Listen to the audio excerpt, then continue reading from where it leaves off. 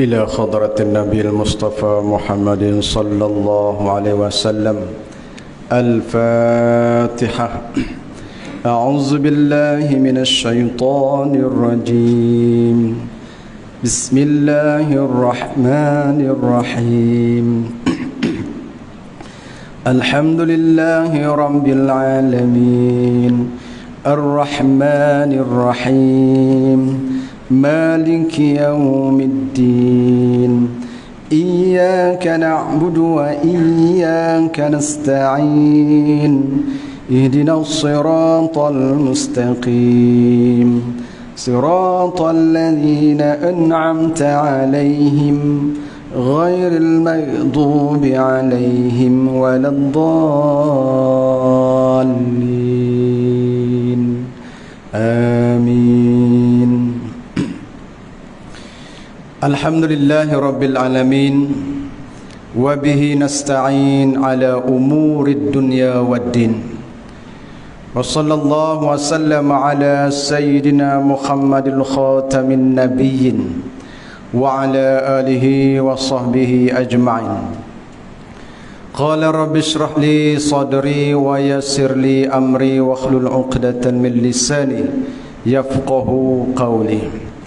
إلهي أنت مقصودي ورضاك مطلوبي أعطني محبتك ومعرفتك ولا حول ولا قوة إلا بالله العلي العظيم ولا حول ولا قوة إلا بالله العلي العظيم ولا حول ولا قوة إلا بالله العلي العظيم. Assalamualaikum warahmatullahi wabarakatuh. Yang saya hormati Tuan Nazir, Tuan Imam yang saya kasihi, Tuan Bilal dan seluruh kepimpinan Surau An-Nur, dan juga tak lupa juga kepada jemaah muslimin muslimat yang dimuliakan oleh Allah Subhanahu wa taala. Semoga Allah himpun kita di akhir akhirat nanti sebagaimana Allah himpun kita di malam ni di dalam syurga Allah Subhanahu wa taala, insya-Allah. Baik tuan-tuan yang dimuliakan oleh Allah Subhanahu wa taala, di dalam sebuah hadis an Abu Hurairah radhiyallahu anhu qala Rasulullah sallallahu alaihi wasallam Inna Allah Ta'ala yaqulu yawmal qiyamah. Abu Hurairah radhiyallahu anhu dia kata Nabi sallallahu alaihi wasallam bersabda. Nabi kata Allah Subhanahu wa taala akan panggil, bangun di padang mahsyar nanti Allah akan panggil satu kumpulan. Ainal mutahabbun. Allah akan panggil, mana ni? Bangun saja di padang mahsyar, Allah akan panggil satu kumpulan. Allah kata, mana satu kumpulan ni? Aku nak cari mereka ni, aku nak bagi perlindungan. Macam tu. Bijalali yawma uzilluhum fi zilli yawma la zillu. Sedangkan hari ini Allah kata tidak ada satu pun pertolongan mana-mana orang boleh tolong, melainkan aku saja boleh tolong kau semua. Bangun di padang mahsyar tuan-tuan, anak tak boleh tolong pak tak boleh tolong cucu. Yang kita duk sayang sangat cucu atas dunia ni, oh jangan main-main dengan cucu. Sayangnya, betul tak tuan-tuan? Kalau cucu sakit tak boleh tidur, minta kepada Allah, munajat malam tu, ya Allah bagilah sakit cucu tu mai kepada aku, bagi kesihatan aku ni bagi pada cucu. Sayangnya sampai macam tu kan. Orang yang ada cucu dia tahulah. Walaupun macam tu sayang, bangun di akhirat nanti kalau boleh dia nak tebus cucu dia. Allah kata kalaulah andai kata kalaulah cucu kamu ni yang kamu sayang ni, kamu nak masuk neraka, kalau ditebuskan dengan cucu kamu, kamu ditukar ganti dengan cucu masuk neraka, dia akan hangguk. Dia kata tak apa, tukar. Sedangkan di atas dunia ni dia sayang cucu. Dalam hadis ni tuan-tuan yang dimuliakan oleh Allah, Nabi kata, bangun di padang mahsyar nanti Allah akan cari satu kumpulan ni. Allah kata tidak ada satu pertolongan pun pada hari ini aku nak cari mereka ini. Hadis tu hadis sahih riwayat Imam Muslim. Maka ulama hadis, siapa ni kumpulan ni?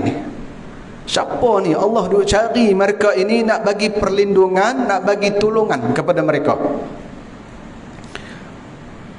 Yang pertama, golongan yang pertama, Allah akan cari orang yang di atas dunia dulu dia kasih sama-sama orang Islam.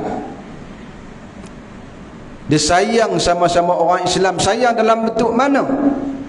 Dia tak bagi sakit hati kepada orang yang dia sayang. Macam mana dia sayang kepada diri dia, macam itulah dia sayang kepada sesama orang Islam. Apa yang kita sayang pada diri kita? Apa yang kita tak suka pada diri kita? Kita tak suka orang maki kita. Kita tak suka orang fitnah kita, kan? Kita tak suka benda-benda ni semua. Kita jangan buat ke orang macam tu. Nah, lebih-lebih lagi jadi AJK masjid. Kita tak dilantik, kita sakit hati dengan dia. Oh, ni berat. Saya tahulah, saya masjid saya pun macam tu. Tak ada jawatan, tak main semayang. Oh, kita jangan jadi macam tu. Kita semayang bukan kerana jawatan. Ya, ingat. Tapi surau ni tak ada masalah. Kan? Allah akan cari. Allah kata, mana orang yang di atas dunia dulu dia kasih sama-sama orang Islam. Aku nak bagi perlindungan. Perlindungan apa yang Allah nak bagi? Pada hari itu yang di padang mahsyar nanti tidak ada satu perlindungan, tidak ada satu teduh, melainkan teduh aras. Allah ambil orang ni letak di bawah teduh aras. Tentang yang dimuliakan oleh Allah Subhanahu wa taala. Ini satu nikmat yang sangat besar, tapi kita lupa dengan nikmat teduh. Di atas dunia ni kita nikmat kahwin dengan Siti Nurhaliza, nikmat tu. Kan? Kahwin dengan Nilopa, lagi nikmat tu. Kan? Kaya, nikmat. Kita duk nampak nikmat, itu nikmat. Tapi kita lupa dengan nikmat teduh. Bangun di padang mahsyar, tidak ada satu daun yang boleh untuk menutup kepala kita daripada teduh matahari yang kata sejingkal di atas kepala, tidak ada teduh.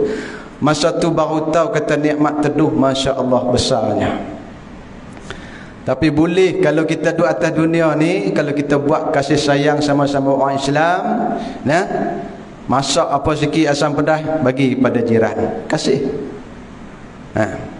Masalah duduk rumah taman ni pasu bunga.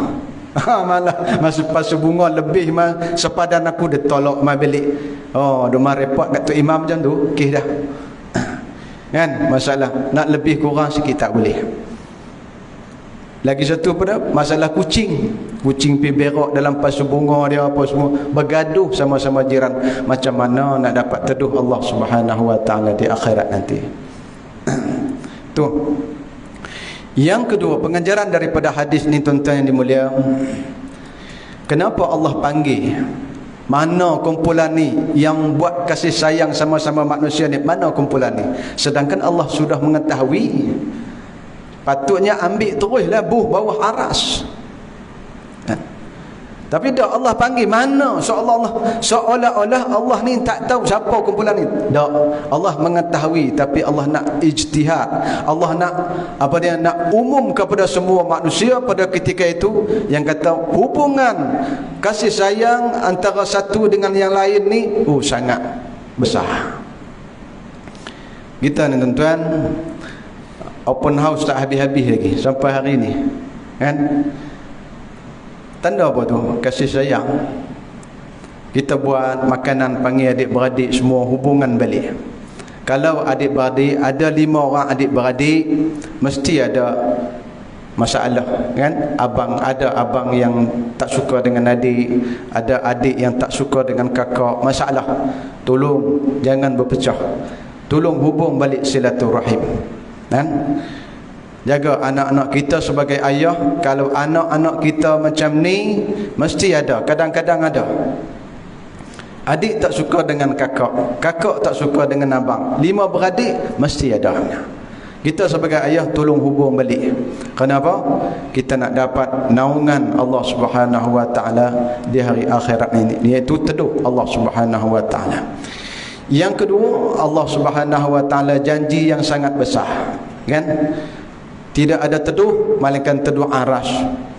Sebab itulah ada manusia dia tenggelam dengan peluh sendiri. Panas matahari sejengkal di atas kepala. Ni yang sekarang ni matahari 500,000 kilometer. Ni sekarang ni pun tak boleh tahan dah. 500,000 kilometer kita daripada bumi ke matahari itu pun tak boleh tahan. Bayangkan di padang mahsyar nanti sejengkal, sedepa, satu hasta atas kepala. Maka panas berpeluh tenggelam dalam peluh sendiri. Baik. Baik. Di dalam hadis yang lain riwayat daripada Abu Hurairah radhiyallahu anhu.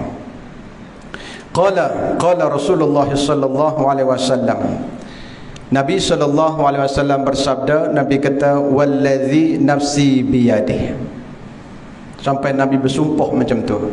Nabi kata Allah ni, aku ni, nyawa aku Allah yang pegang. Demi Allah, nyawa aku Allah yang kontrol. Wallazi nafsi biyadihi. Demi Allah, nyawa aku ni Allah yang pegang. La tadkhulul jannah, tidak akan masuk syurga seorang. Jangan mimpi kamu nak masuk syurga hatta tu'minun, melainkan kamu beriman kepada Allah Subhanahu wa taala. Wala tu'minun, beriman dengan sempurna. Hatta tahabbu, awala adullukum ala syai', dan kamu beriman dan kamu jadi kasih antara satu sama yang lain. Nabi sallallahu alaihi wasallam kata, tidak akan kamu, jangan mimpi nak masuk syurga selagi mana kamu tidak ada hubungan silaturahim sama-sama jiran kamu, sama adik-beradik kamu. Jangan mimpi kamu nak masuk syurga. Yang pertama mesti kamu beriman, yang kedua kena hubungan sesama manusia ni kena ada. Iza fa'altumu tahabbatum. Kemudian Nabi sallallahu alaihi wasallam kata, apabila kamu berjumpa sama-sama orang Islam, afsus salam, bagilah salam. Itu antara hubungan silaturahim. Jumpa imam, assalamualaikum, bagi salam. Jumpa siapa, bagi salam dulu. Ini antara hubungan silaturahim. Nabi sallallahu alaihi wasallam kata macam tu. Kita tengok dalam ayat Al-Quran yang selalu kita dengar, ayat Al-Quran, hablum minallah wa hablum minan nas. Jelas sangat ayat Al-Quran. Hubungan dengan Allah mesti kena hubungan dengan manusia. Tak ada hubungan manusia cantik, mari masjid, mari surau, 5 waktu tak pernah miss berjemaah, bagus alhamdulillah. Tapi dengan jiran bermasalah, tak dapat naungan Allah Subhanahu wa taala di akhirat nanti. Nah, di dalam hadis ni tuan-tuan yang dimuliakan oleh Allah Subhanahu wa taala, Allah letak syarat dulu. Walaupun kamu hubungan silaturahim, tapi syaratnya kena beriman. Kalau tak beriman, tak jadi juga. Walaupun ada orang yang bukan Islam, baik hubungan dia, bukan Islam, tapi dia jumpa saya, imam nak ambil duit buat masjid, orang bukan Islam, tapi tak ada apa-apalah, sebab dia syarat dia iman kepada Allah Subhanahu wa taala. Yang kedua, pengajaran daripada hadis yang kedua ni, sifat kasih sayang sama-sama manusia ni boleh jadi kesempurnaan iman, sebagaimana di dalam Al-Quran sebut tadi, hablum minallah wa hablum minan nas. Allah letak macam tu. Yang ketiga, pengajaran daripada hadis ni juga, ucapan salam sehingga berebut pada zaman Nabi sallallahu alaihi wasallam. Nabi sallallahu alaihi wasallam apabila dia jumpa sahabat, tak sempat sahabat nak bagi salam, dia dulu bagi salam. Satu hari seorang sahabat ni dia sembunyi di balik pohon kurma. Dia nak bagi salam sebab tak sempat. Bila Nabi jumpa dia je, nampak je, Nabi dulu bagi salam, tak sempat. Akhirnya dia sembunyi di sebelah pokok tamar. Dia keluar je, Nabi bagi salam dulu juga, tak sempat juga. Begitu Nabi SAW ajar kita. Dengan salam, jumpa orang bagi salam, jumpa orang bagi salam. Muslimin muslimat yang dimuliakan oleh Allah Subhanahu wa taala, di dalam hadis yang lain Nabi sallallahu alaihi wasallam bersabda, ada 7 golongan yang akan dapat teduh Allah Subhanahu wa taala, iaitu teduh aras.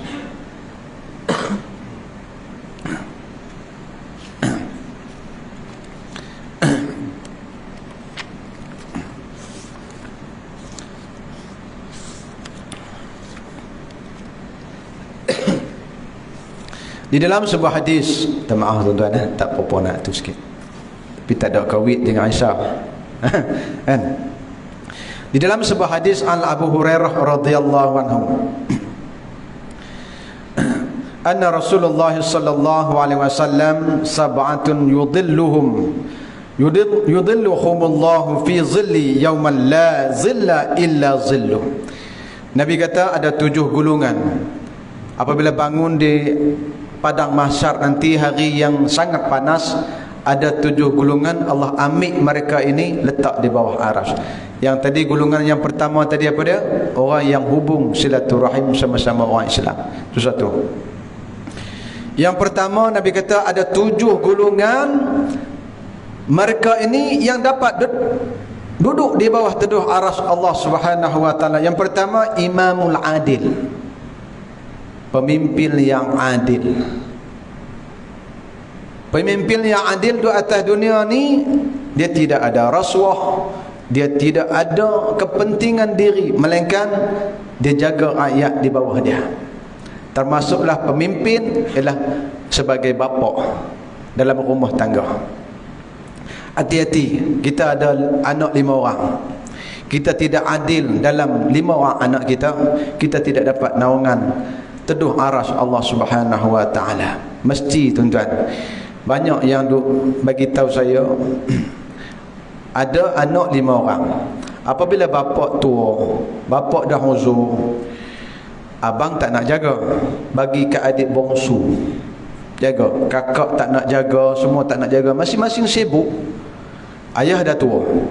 Apabila ayah dah tua, harta ayah dia bagi kepada orang yang dia jaga saja. Semua dia bagi. Masalah ni, boleh bukan tak boleh, tapi tidak adil macam tu. Walaupun anak kamu tak jaga kamu, tapi kamu kena adil. Kena adil. Itu maksudnya yang pertama, pemimpin yang adil. Yang kedua, Nabi SAW bersabda, Nabi kata, kumpulan yang kedua yang duduk di bawah aras, Allah akan cari mereka ini, ambil letak di bawah aras. Wasyabun nasha'a fi ibadihi. Kumpulan yang kedua, pemuda yang hidupnya sentiasa beribadat kepada Allah Subhanahu wa taala. Daripada muda lagi beribadat kepada Allah Subhanahu wa taala. Kita umur berapa baru main masjid? Umur kita, cuba kita muhasabah diri kita.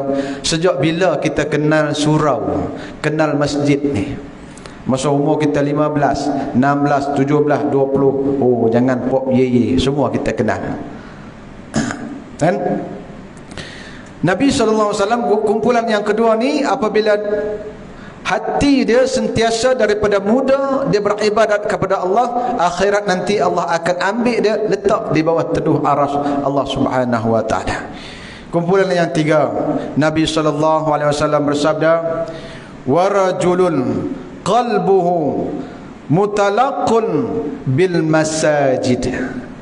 Seorang laki-laki yang sentiasa hati dia duk teringat kat surau, duk teringat kat masjid.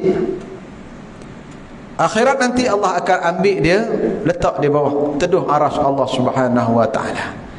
Jadi kita tuan-tuan ni semayang maghrib, hati duk teringat nak semayang isyak. Apabila habis isyak nanti teringat aku nak bangun semayang subuh. Sentiasa hati dengan masjid terikat macam tu, ingat macam tu. Akhirat nanti Nabi SAW kata Allah akan cari orang ni letak di bawah teduh aras Allah Subhanahu wa ta'ala. Tidak ada teduh masa tu. Dan kumpulan yang keempat, warajulani takhabba fi fillah hibtama'a alaihi wa tafarraqa alaihi. Golongan yang keempat, Nabi SAW bersabda, orang yang dapat duduk bawah teduh arah, orang yang kasih sayang sama-sama Islam, macam saya cerita dalam hadis yang mula tadi.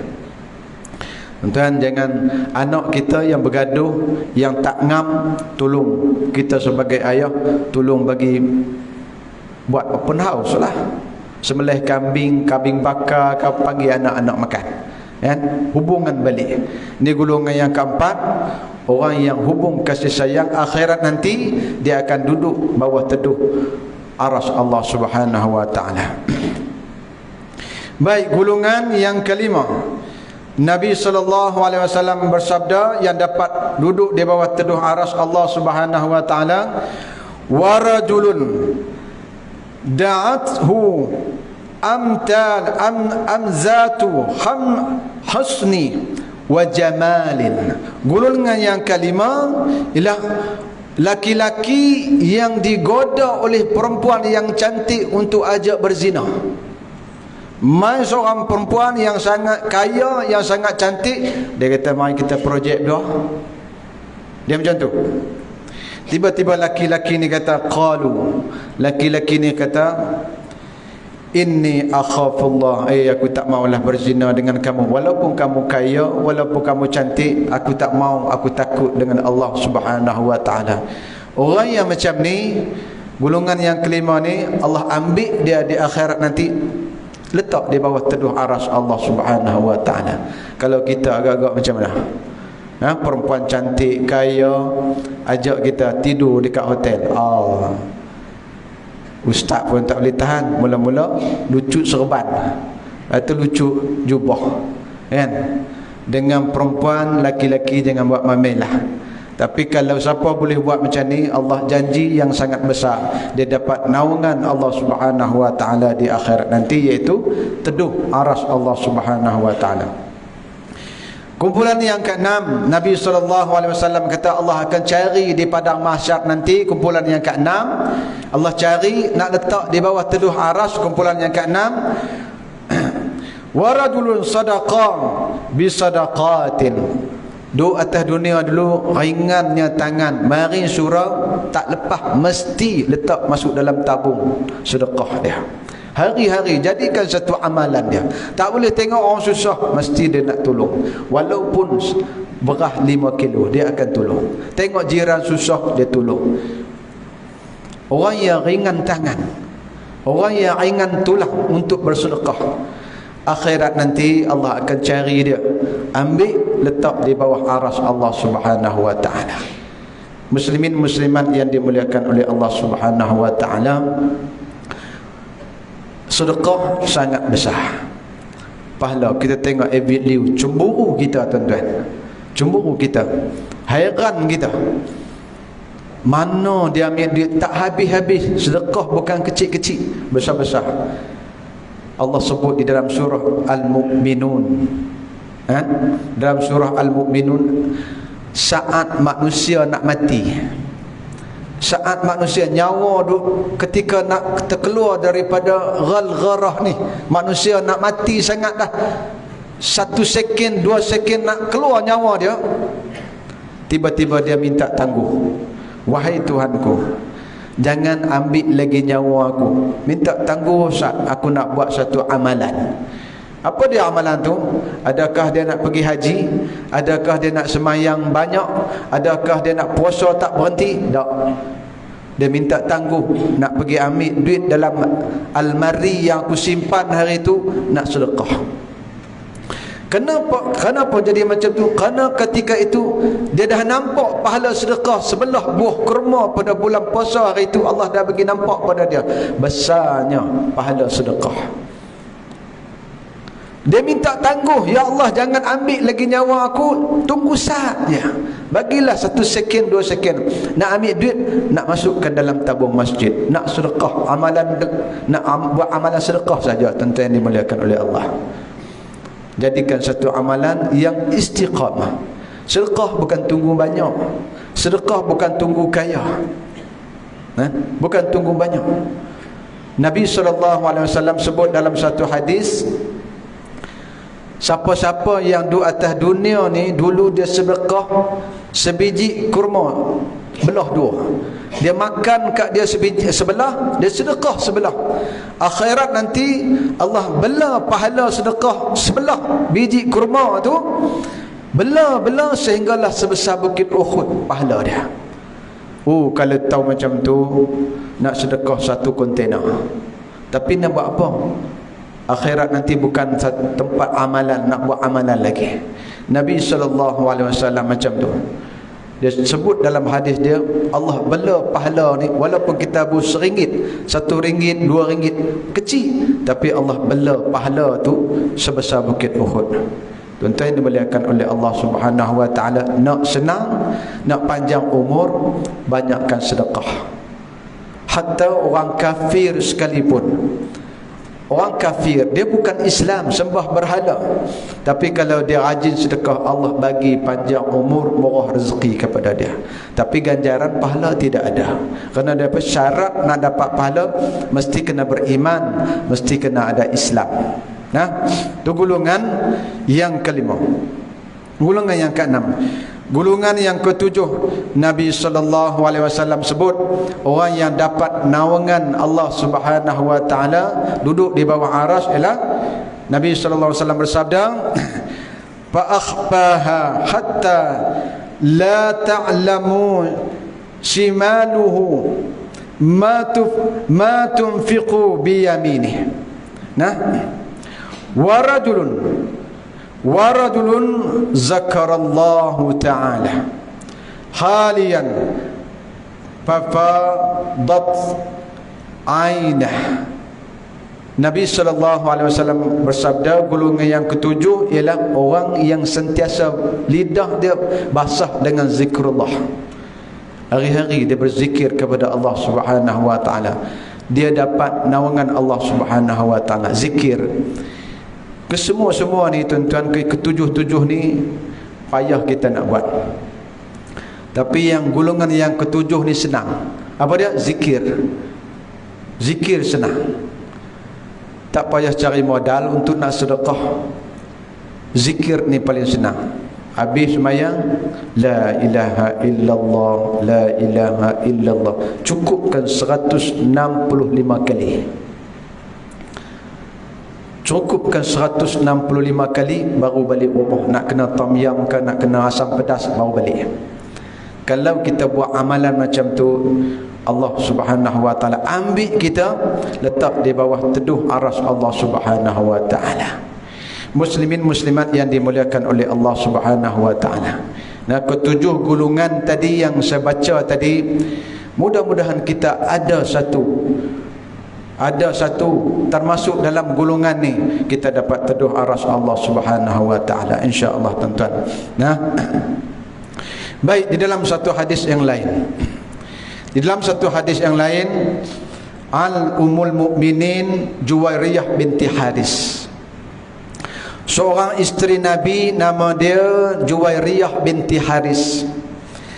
Dia kata satu hari, anna Rasulullah sallallahu alaihi wasallam kharaja min indiha bukratan khina salla subhi. Satu hari Juwairiyah binti Haris ni, dia kata Nabi sallallahu alaihi wasallam tidur kena giliran rumah dia. Kan Nabi isteri ramai, kan?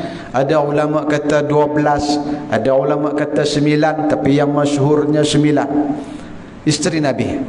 Juwairiyah binti Haris ni tuan-tuan yang mulia, isteri yang ke-8 isteri Nabi yang ke-8. Dia ni cerita sikit, Juwairiyah ni dia asalnya dia musuh Islam dan dia menentang Nabi, dia menentang Islam. Macam mana dia boleh jadi isteri Rasulullah, kan?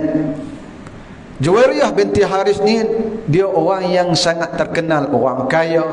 Dia daripada keturunan Bani Mustalaq.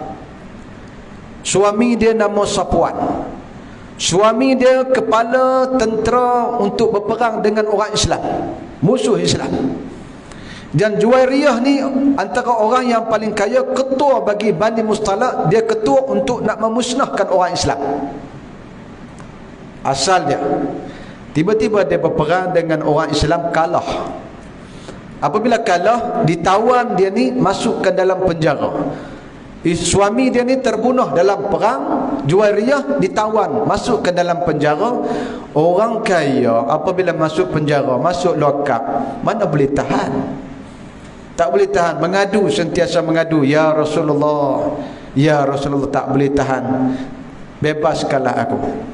Akhirnya Nabi SAW tebus dia ni dan kahwin dengan 400 dirham mas kahwin dia ni. Juwairiyah binti Haris ni tuan-tuan, asal dia bukan Islam, dia menentang Islam. Bukan saja dia bukan Islam, tapi dia musuh ketat Islam. Ni hadis yang kita nak baca ni. Dia kahwin dengan Nabi. Apabila dia kahwin, dialah satu isteri yang sangat kuat beribadat kepada Allah Subhanahu wa taala. Dulunya musuh Islam, apabila dia kenal Islam, sangat kuat beribadat kepada Allah Subhanahu wa taala. Satu hari itu Juwairiyah kata kena giliran dia. Nabi tidur rumah dia. Nabi SAW bangun nak sembahyang subuh. Tengok-tengok Juwairiyah binti Haris ni dah bangun beribadat kepada Allah Subhanahu wa taala. Tak tahu pukul berapa dia bangun. Nabi bangun awal dah nak pergi ke masjid untuk nak sembahyang subuh. Tengok-tengok Juwairiyah binti Haris ni dah ada dekat sejadah dah, duk sembahyang, duk beribadat kepada Allah Subhanahu wa taala. Juwairiyah yang meriwayatkan hadis ni. Kemudian wahya fi masjid, Nabi pergi masjid. Summa raja'a ba'da an adha wa hiya jalisatun. Apabila Nabi habis sembahyang subuh, Nabi tak balik lagi. Ini sunnah. Nabi tak balik, Nabi berzikir sampailah masuk agak-agak waktu duha, Nabi sembahyang. Barulah Nabi balik. Ini sunnah Nabi. Kita hari ni tak boleh buat lah ustaz, kita kerja kelam, masuk lewat kena buat kerja lah, kan? Kita zikir 165 kali baru balik. Bagi juga ada, kan? Nabi SAW dia berzikir, balik dia balik rumah. Mazilti alal halati faraqtuki alaiha. Dia tanya Juwairiyah, tengok balik nak pergi sembahyang subuh tadi, Juwairiyah dah bangun awal duk beribadat.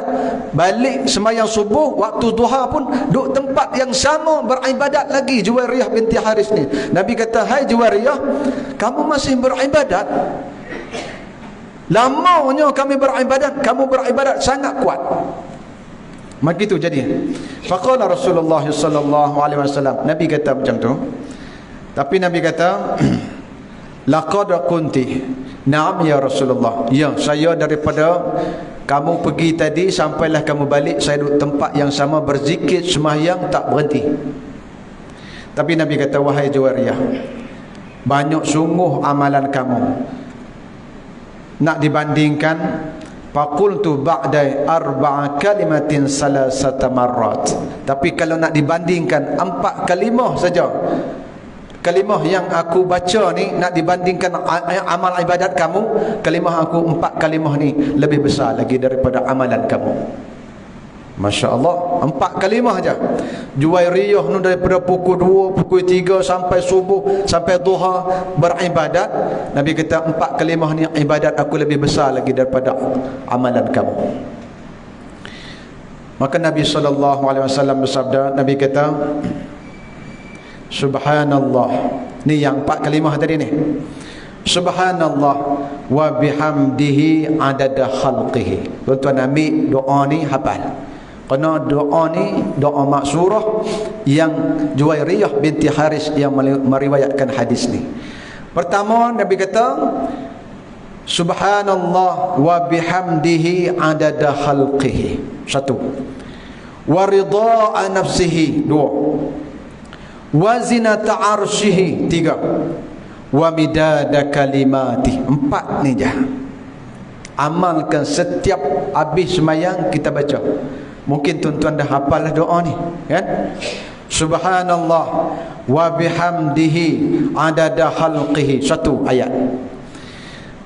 Wa ridha nafsihi. 2. Wa zinata arsyihi. 3. Wa midada kalimati. Tapi kalau nak dibandingkan dengan amalan Juwairiyah binti Haris, 4 kalimah ni lebih besar lagi. Lepas kita semayang baca. Apa maksud dia jadi besar sangat? Amalan sikit jadi besar macam ni.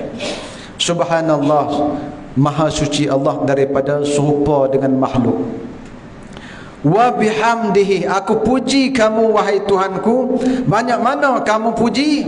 Adada khalqihi, sebanyak mana makhluk yang kamu cipta ni, banyak itulah aku puji kamu wahai Tuhanku. Tu maksud doa tadi tu. Subhanallah wa bihamdihi adada khalqihi, kan? Sebanyak itulah, sebanyak makhluk yang kamu cipta tu, sebanyak itulah aku puji kamu. Banyak mana makhluk Allah? Kira udang saja dalam laut tak tahu berapa bilion, sampai hari ni ambil tak habis. Daripada dulu sampai hari ni ambil tak habis. Udang saja, belum sotong, belum ikan kembung, ikan bawal. Makhluk yang ada dalam laut saja. Belum kira lagi semut di atas darat ni. Sebanyak makhluk yang kamu cipta wahai Tuhanku, banyak itulah aku puji kamu. Itu maksud dia. Kemudian ayat yang kedua, waridha nafsihi, kan? Waridha nafsihi, sebanyak mana keredaan kamu, sebanyak itulah aku puji kamu wahai Tuhanku. Yang kedua, yang ketiga, wazinata arsyihi, wahai Tuhanku, aku memuji kamu, aku berzikir kepada kamu seberat mana aras kamu yang begitu besar, yang begitu berat, banyak itulah aku puji kamu. Itu maksud yang Nabi kata doa lebih besar daripada amalan Juwairiyah binti Haris tadi. Yang keempat, wa midada kalimati, sebanyak mana titik-titik yang ada di dalam Al-Quran, sebanyak mana huruf-huruf ni, sebanyak itulah aku puji kamu wahai Tuhanku. Tuan-tuan hafal. Nah, hafal doa ni. Sikitnya tapi maksud dia sangat besar. Ni dia panggil doa maksurah. Terutamanya muslimat, kan? Subhanallah wa bihamdihi adada khalqihi wa ridha nafsihi wa zinata arsyihi wa midada kalimatihi. Boleh hajinah hafal doa ni. Mungkin tuan-tuan boleh dah hafal selalu, tapi tak tahu riwayat daripada mana. Nah, yang kedua, siapa-siapa yang hafal doa ini, Allah Subhanahu wa taala akan bersih, suci hati dia sebagaimana kain putih yang bersih. Kerana terlalu banyaknya kita memuji Allah Subhanahu wa taala. Termasuk boleh juga dipanggil zikir. Termasuk kumpulan yang dapat naungan Allah Subhanahu wa taala ialah orang yang banyak berzikir kepada Allah Subhanahu wa taala. Zikir. Cuba kita tengok cerita Nabi Allah Ayub. Kan Nabi Allah Ayub, dia sakit 7 tahun, dia sakit. Nabi Allah Ayub sakit ni sehingga Allah uji dia dengan kesakitan. Tinggal tulang, jantung, hati dia dengan lidah aja. Isi tak ada. Ulat makan habis. Asal Nabi Ayub ni orang kaya, orang yang sangat kedudukan tinggi. Apabila dia kaya, ramailah sahabat. Ni satu. Apabila kita senang, ramai kawan. Apabila susah, tak ada kawan lalu. Nabi Ayub jadi macam tu. Apabila dia diuji dengan sakit 7 tahun, busuk dengan penyakit dia, akhirnya diletak di luar kota, di pinggir kota, jauh dengan orang kerana busuk.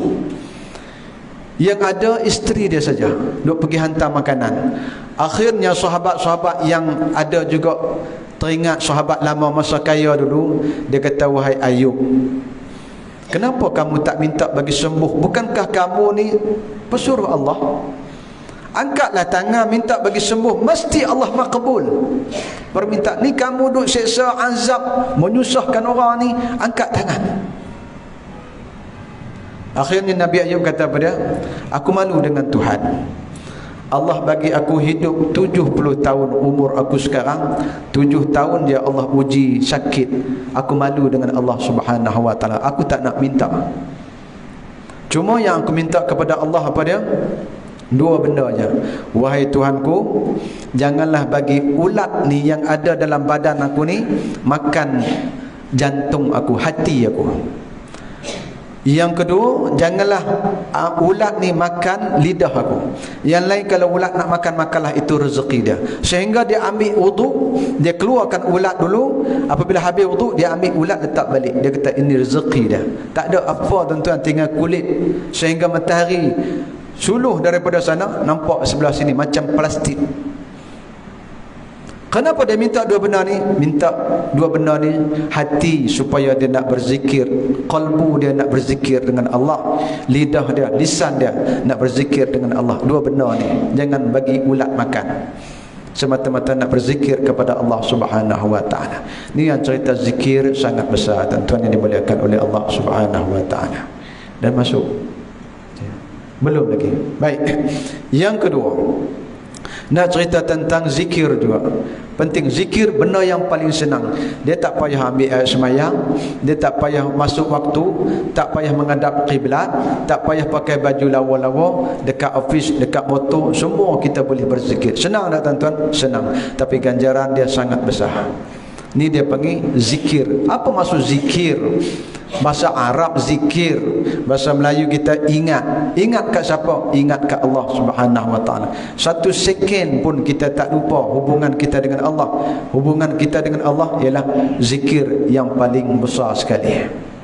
Nah, Nabi Yunus, selalu kita dengar dah cerita kisah Nabi Allah Yunus.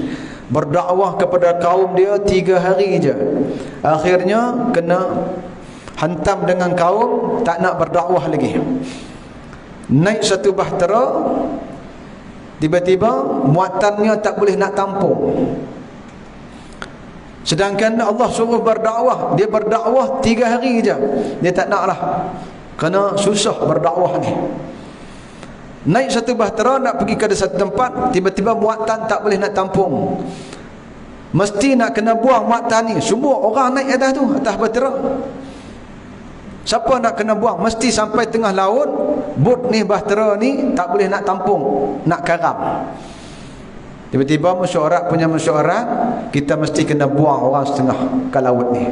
Kalau tidak, tenggelam semua sekali, mati semua sekali. Jadi kita kena buang separuh. Maka nak buat macam mana? Masing-masing tak nak turun dalam laut, pakai undi. Mengundi. Undi punya undi, cabut undi, Nabi Allah Ayub nak kena terjun dalam laut. Akhirnya Nabi Allah Ayub kata, undi ni tak boleh, undi hantu, kita undi lain. Agaknya undi hantu lah kot dia kira macam tu. Tak kira. Nabi Allah Ayub cabut undi, dia antara orang yang nak kena terjun dalam laut.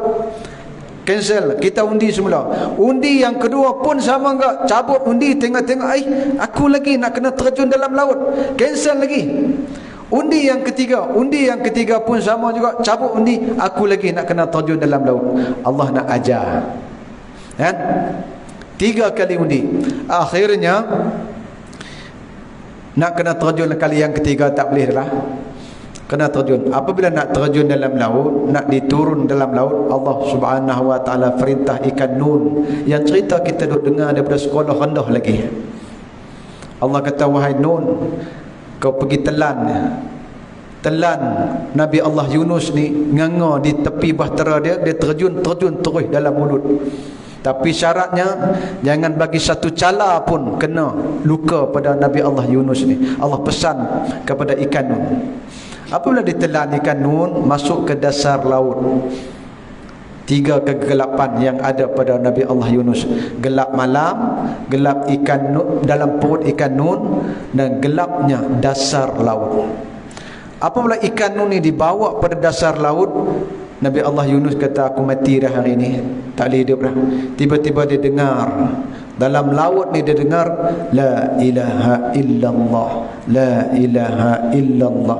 Semua binatang yang ada dalam laut berzikir kepada Allah Subhanahu wa taala. Maka mainlah dia pun teringat, oi, aku tak mati lagi, dia boleh dengar lagi ni. La ilaha illa anta subhanaka inni kuntu minaz zalimin. Dia pun berzikir kepada, oh, aku zalim diri aku sendiri. Suruh berdakwah 3 hari lari lah. Macam kita tabligh 3 hari kan, 4 bulan keluar tabligh kan, bawa risalah, sampaikan amanat tabligh, sambung kerja Rasulullah sallallahu alaihi wasallam. Jangan putus asa, ganjaran dia sangat besar. Pengajaran dia pada tengok Nabi Allah Yunus alaihi salam. Jadi nak cerita apa dia? Zikir kepada Allah Subhanahu wa taala antara hubungan yang paling rapat. Siapa pun tak tahu. Siapa pun tak tahu. Kalau amalan sembahyang orang boleh nampak, boleh jadi tak ikhlas. Amalan sedekah orang nampak, lebih-lebih lagi ambil gambar, lagi tak ikhlas, boleh jadi tak ikhlas. Perang fisabilillah boleh jadi tak ikhlas. Dia tengok satu hadis. Macam mana ni? Azan dulu lah. Azan. Okay. Azan ni.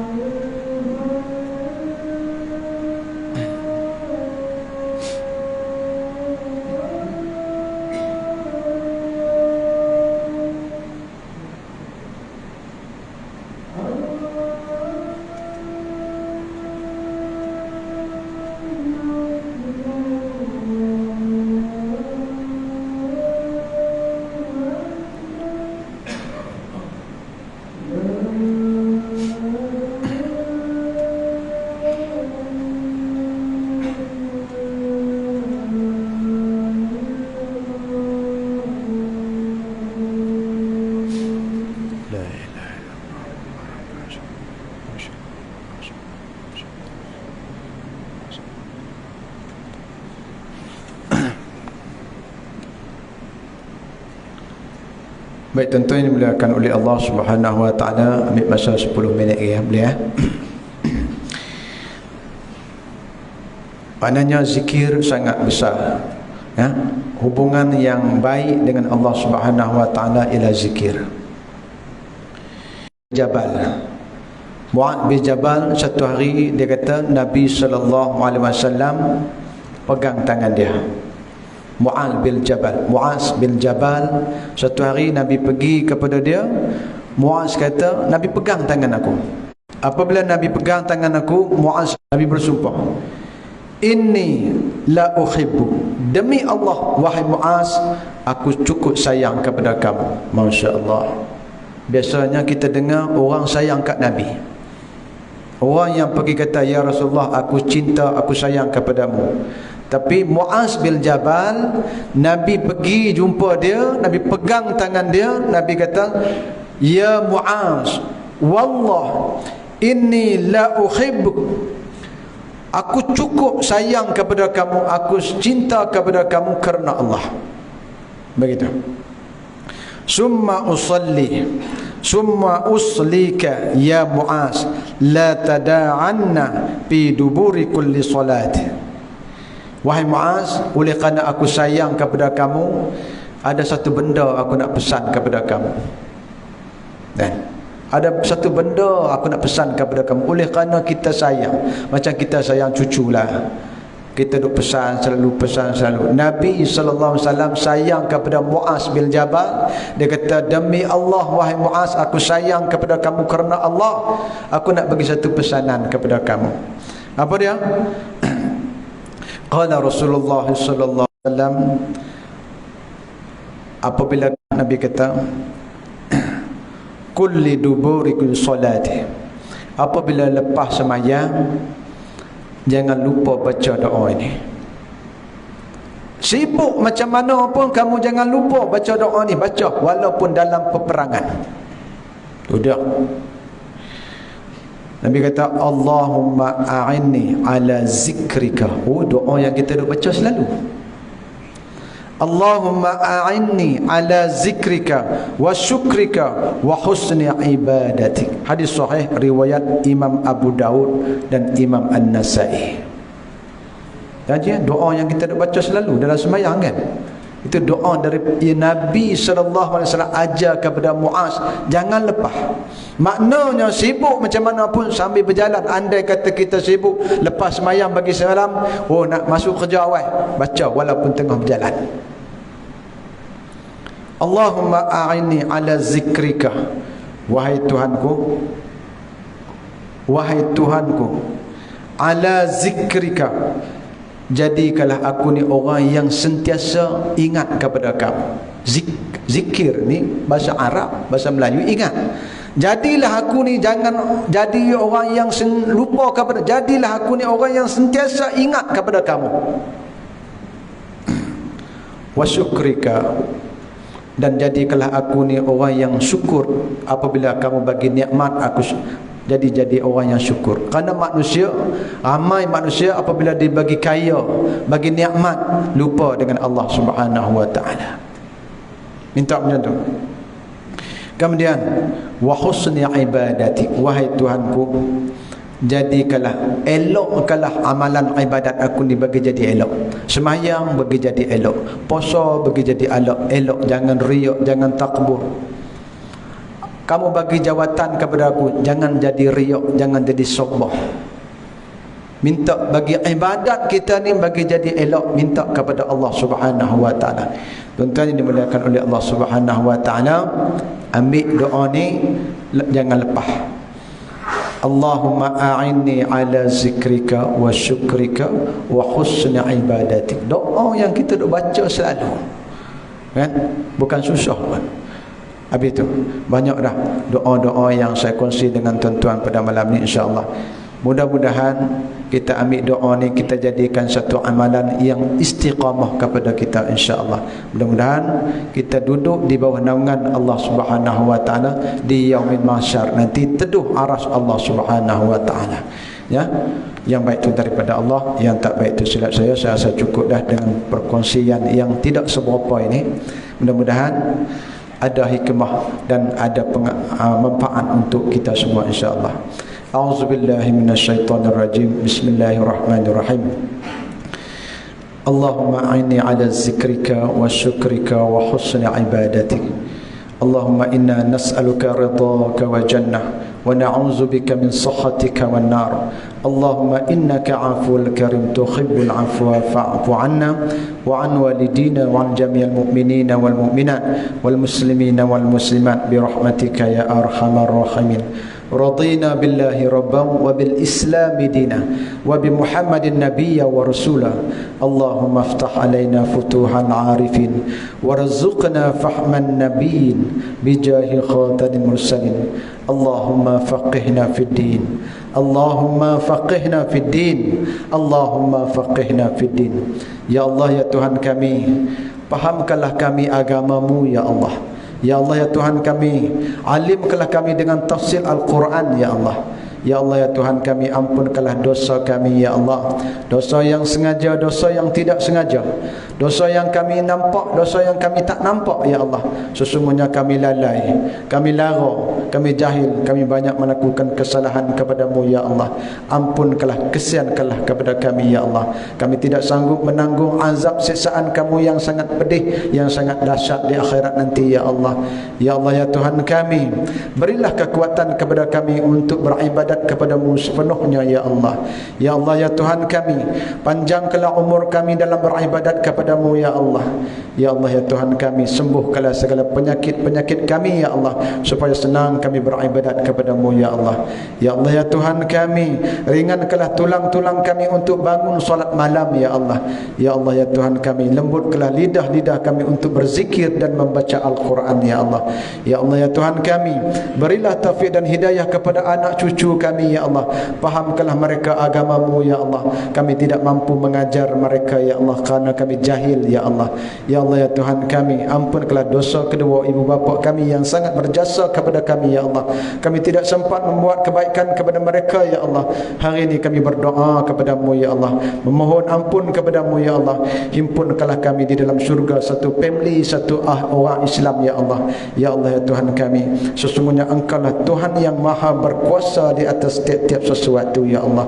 Rabbana atina fid dunya hasanah wa fil akhirati hasanah wa qina azabannar. Walhamdulillahi rabbil alamin. Takbir. Allah.